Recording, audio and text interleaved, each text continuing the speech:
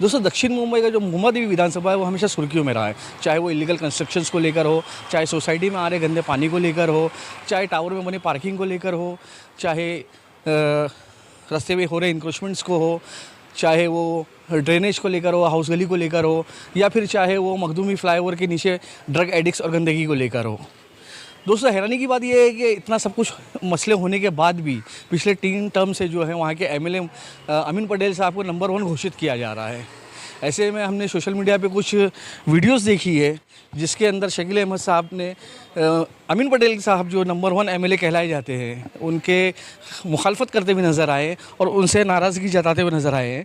शकील अहमद साहब हमारे साथ में मौजूद है, हम उनसे रूबरू होते हैं और उन्हीं से जानते हैं कि शकील साहब ऐसी क्या बात है, क्या नाराज़गी है जो आपने अपने वीडियो में बताया है अमीन पटेल साहब की मुखालफत करते हुए दिखे आप। मैं आपको सबसे पहले शुरू करता हूँ हमारे मखदूम शाह माहिमी ब्रिज के नीचे की बात को लेके। वहाँ पे एक बोर्ड लगा हुआ है मुंबई की शान भिंडी बाज़ार, और दूसरे इलाके के फ्लाईओवर्स को आप देख लीजिए, लाल बाग है, आप बाइक अल्लाह से थोड़ा सी आगे चले जाइए, मतलब यहाँ पे नशा करने वाले लोग लेटे रहते हैं। यहाँ का फंड मिला है, लोगों ने क्या काम किया है, तो आपको क्या लगता है क्या नाराज़गी नहीं होगी? हमारा इलाका मुंबई का सबसे गंदा इलाका नज़र आता है। मुंबई की शान भिंडी बाज़ार का जो बोर्ड उन्होंने जो लगाया है भिंडी बाज़ार जंक्शन पे, 2 झाड़ आप देखिएगा दोनों तरफ, उन्होंने वो भी नकली लगाया है, मतलब वो भी झाड़ असली नहीं है। वो जब से वो बना है वो झाड़ वैसी की उसी शक्ल में है, तो क्या तकलीफ़ नहीं होगी आदमी को? भाई हम यहाँ पे रहते हैं, आपको क्या लगता है हम आमदार बनाते हैं, किस लिए बनाते हैं? आमदार की जिम्मेदारी क्या है? हमारे इलाके को साफ़ सुथरा रखना, हमारे इलाके की तरक्की के लिए आदमी आमदार बनाता है। यही बात मीनारा मस्जिद की। मीनारा मस्जिद का कुछ रोज़ पहले सोशल मीडिया पे किसी ने डाला कि भाई 10 साल से मीनारा मस्जिद परेशान थी, 100 साल से ज़्यादा पुरानी मस्जिद है, और उसका काम जो वहाँ की नगर सेविका आफरीन शेख कांग्रेस की, उन्होंने करके दिया। बहुत अफसोस होता है, एक तो आप काम नहीं कर रहे हो और उसकी जगह जो दूसरा आदमी काम कर रहा है आप उसका भी बेनिफिट अपने नाम पे लेना चाहते हो। जैसे मैं मिसाल के तौर पे आपको कहता हूँ, वहाँ पे ड्रेनेज की बहुत ज़्यादा तकलीफ़ थी, मतलब यहाँ तक के था कि कुछ टॉयलेट के कुछ हिस्से जो है ना बाहर आ जाते थे, बदबू वगैरह आ जाती थी, मतलब सोचिए आप। और वो उसमें कबूल भी करें कि 10 साल से ये मसला रुका हुआ था, हमने इसको हल किया। जबकि उसको हल करने वाले जो शिवसेना की जो शाखा है मोहम्मद अली रोड पे 232 के नाम से मशहूर है, जिसको फैजुल्ला खान साहब और उनकी टीम कर रही है, उन्होंने अपनी जेब का 1,10,000 रुपया लगा के, अपनी ज़ाती जेब से लगा करके उन्होंने उसको बनवाया। ये आफरीन शेख के पास में भी गए थे 2021 में, उनके पास काम नहीं हुआ, तो 2023 में अहमद बावा करके जो हैं और मस्जिद के कुछ ज़िम्मेदार हैं, वो आए फैजुल्ला खान की ऑफ़िस में यहाँ पे 232 शाखा में, तो उन लोगों ने काम करके दिया। तो आप एक तो काम करोगे नहीं, आपको क्रेडिट भी चाहिए। हमारे इलाके की जो गद बनते जा रही है, आप तो खुद देख रहे हो। अभी जैसे हमारा सिडनम कंपाउंड है, वहाँ पे आपने खुद जाके कवर किया था गंदे पानी के लिए। आपके कवरेज का फ़ायदा ये हुआ कि सुबह 4:45 बजे वाटर डिपार्टमेंट के लोग वहाँ पे आ गए और पानी की समस्या को हल किया। जबकि हमने सिडनम कंपाउंड में भी जाके जब काम करने की कोशिश की, तो जो निकम साहब है उन्होंने कंपाउंड वालों को ये कहा कि भाई आप शिवसेना वालों को यहाँ पे क्यों लाते हो, हम काम करके दे रहे हैं ना। मुझे किसी पार्टी से कोई बैर नहीं है, मैं किसी पार्टी की बात नहीं कर रहा, ना उसका हामी हूँ ना मुखालिफत हूँ, लेकिन आप मुंबा देवी को बदलेंगे कि नहीं बदलेंगे? 15 साल, और आप कितना चाहते हैं?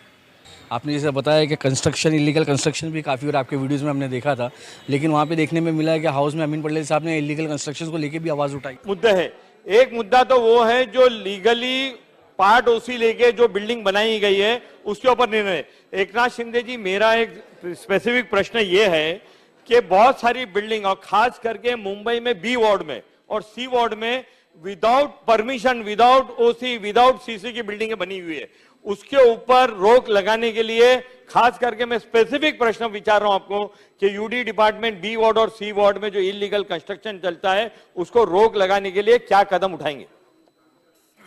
अध्यक्ष महोदय, मंत्री महोदय, आप कह रहे हैं कि जो पुरानी बिल्डिंग बन गया है उस पर इंक्वायरी करेंगे, उस पर इंक्वायरी करेंगे, वो एक अलग इश्यू है, पर जो नया कंस्ट्रक्शन जो आज चालू है, जो 1 माले का बिल्डिंग 10 माले का बन रहा है विदाउट परमिशन का, उस पर रोक लगाने के लिए तुरंत क्या कार्रवाई होगी?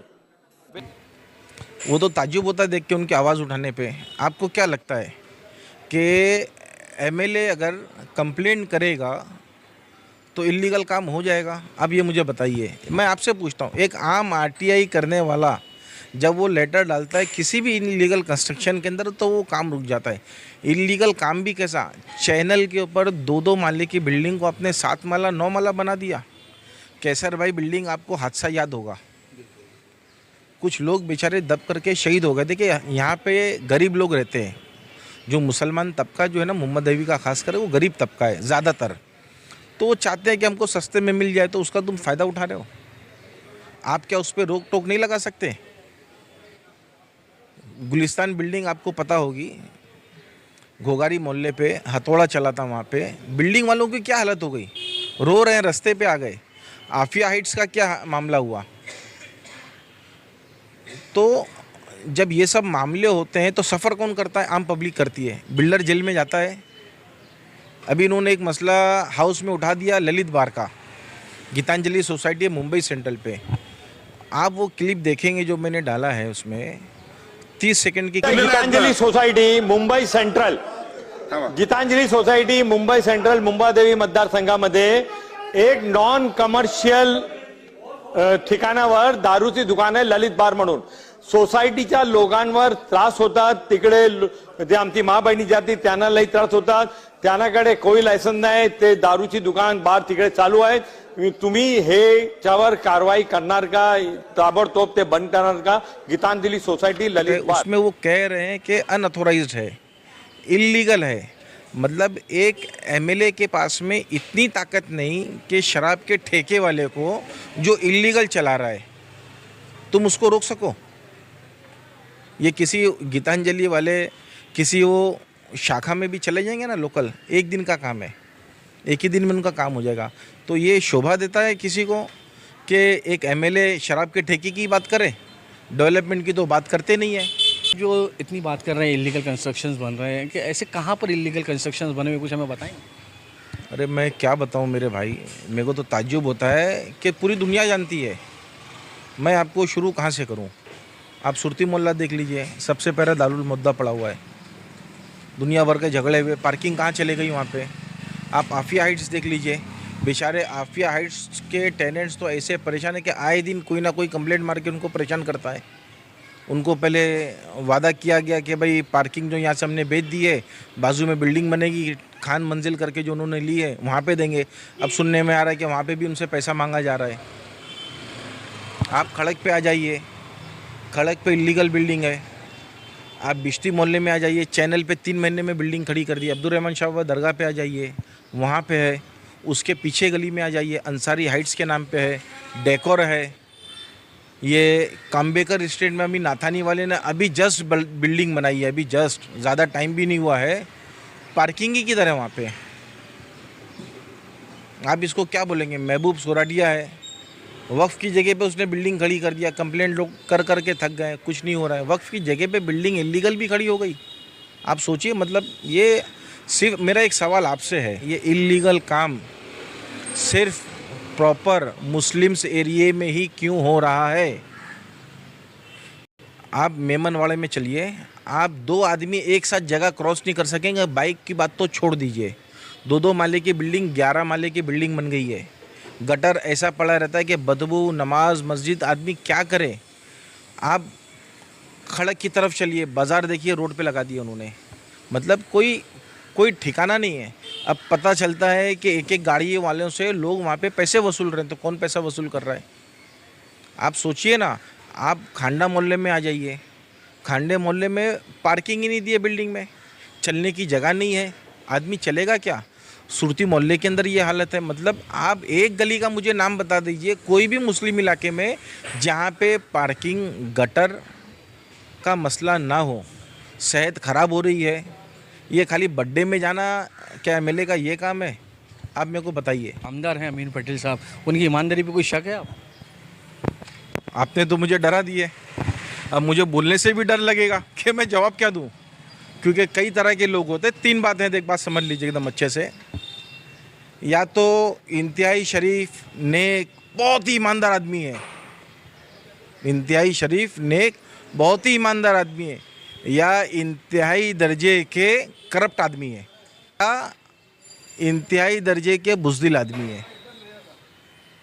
भाई बुज़दिल मजबूर हम लोग सोचने के लिए, जो शराब के ठेके वाले से डर जाए, बीएमसी के जो नॉर्मल अधिकारी छोटे मोटे अधिकारी है जिसको एक आम आरटीआई मारने वाला डरा देता है, उसे एमएलए हमारा डर रहा है।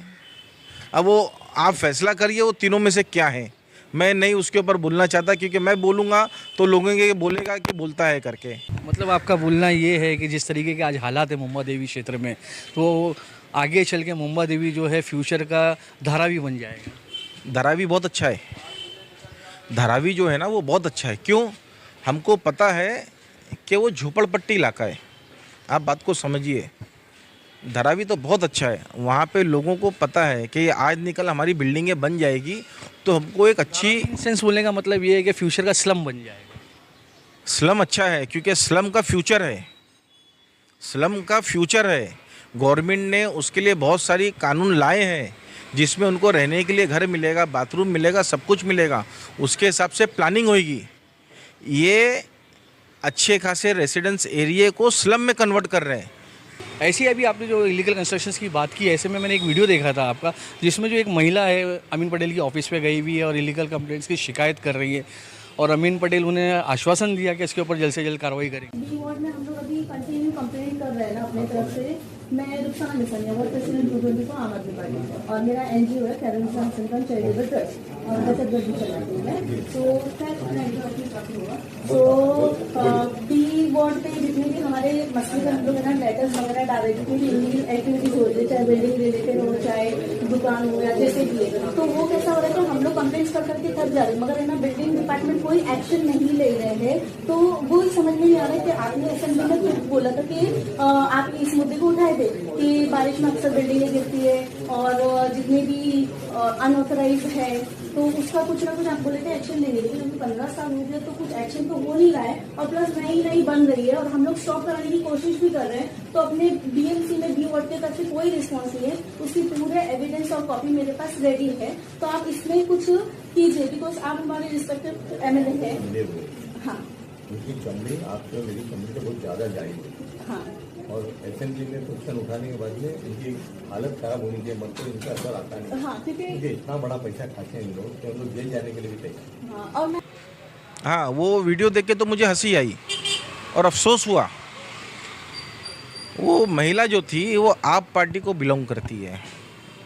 उन्होंने बहुत अच्छी बात बोली कि मैं यहाँ पे आप पार्टी को रिप्रेजेंट करने नहीं आई हूँ, मैं एक आम नागरिक के हिसाब से आई हूँ और ये कंप्लेंट है। तो इतनी छोटी बात उन्होंने अमीन पटेल साहब ने जो उसमें उसको जवाब दिया है कि बी वार्ड के अधिकारी इतना पैसा खा लेते हैं कि जेल जाने से भी नहीं डरते। मतलब एक एमएलए इतना कमज़ोर, लाचार और बेबस है कि कोई इलीगल काम कर रहा, अधिकारी काम करवा रहा है पैसा लेके, तुम उसको सस्पेंड की बात छोड़ दो, तुम उसको डिसमिस करवाओ ना सीधा। तुम शराब के ठेके की बात करते हो, मतलब तुमको शराब के ठेके वाले से तुमको तकलीफ़ है, तुम नहीं काम करा सकते। इलीगल जो ऑफिसर्स जो काम गैर कानूनी कर रहे हैं, मतलब तो फिर तुम एमएलए, तुम्हारे पास क्या पावर है? सिर्फ बर्थडे में जाना, किसी की मैयत हो गई वहाँ पे जाना, कंधे पे हाथ रखना, बस यही काम आपका है क्या? आप अमीन पटेल जो आमदार है, जो नंबर 1 आमदार कहलाए जाते हैं पिछले लास्ट 3 टर्म से, उनसे क्या चाहते हैं? भाई वो नंबर 1 आमदार, मैं तो शुभकामना उनको दूंगा। वो प्रजा फाउंडेशन के ज़रिए से हमेशा उनका ये आता है। मैं तो लोगों को बोलता हूँ कि जो हमारे यहाँ पे जो इतनी गंदगी या इलीगल, वो थोड़ा उनके लिखने में शायद कुछ आगे पीछे होगा, ये इस चीज़ में नंबर 1 है। लेकिन मैं चाहता हूँ कि हमारे इलाके को वो अब से बदलें। मेरी देखिए पर्सनल उनसे कुछ भी नहीं है। मैंने इससे पहले भी कहा था, हमारी मस्तान तालाब मैदान के पास में नागपाड़ा स्कूल है। अच्छी एक बात, नई बात जहन में याद आ गई जो मैं अभी तक किसी वीडियो में तो मैंने नहीं कहा। कमांडीपुरा 5वीं गली जो शुक्ला जी स्ट्रीट से लगती है, म्यूनसिपल स्कूल है, उसको उन्होंने बहुत अच्छा काम करके इंग्लिश मीडियम भी कराया, लोग दूर दूर से दाखिले के लिए आ भी रहे हैं वहाँ पे एडमिशन के लिए, बहुत अच्छा है। तो वो ये काम हमारे एक मुस्लिम एरिया में नागपाड़ा स्कूल है मस्तान तालाब मैदान पे, मैं रिक्वेस्ट करूँगा अमीन पटेल साहब से कि हमारे पास में ये सहूलत करा दें, और शायद वहाँ पे स्कूल के अंदर कोई और डिपार्टमेंट को भी लाके बैठा दिया गया है, वो चीज़ को सब पूरा साफ़ कराएं, और सिर्फ जिस तरह हमारी स्कूलें पहले चलती थी वहाँ पे पूरी भरी रहती थी, आप उसको एवन कराइए ना। मैं अपने हाथ से आके आपको हार पहनाऊँगा, मैं पब्लिकली आके आपके लिए शुक्रिया अदा करूँगा, मैं अपने हाथ से आके इंशाल्लाह मिठाई भी बांटने के लिए तैयार हूँ। मुझे पर्सनल अमीन पटेल साहब से कोई शिकायत नहीं, ना मेरा काम कोई उन्होंने किया, मैं उनके पास काम के लिए लेके उन्होंने मेरा काम नहीं किया। देखिए मेरे बोलने की मलिक भाई सिर्फ़ और सिर्फ वाहिद वजह ये है कि हमारी कौम सो गई है, सो भी गई, ऐसा है कि बहुत गहरा नशा ले ली है, कोई बोलने के लिए तैयार नहीं।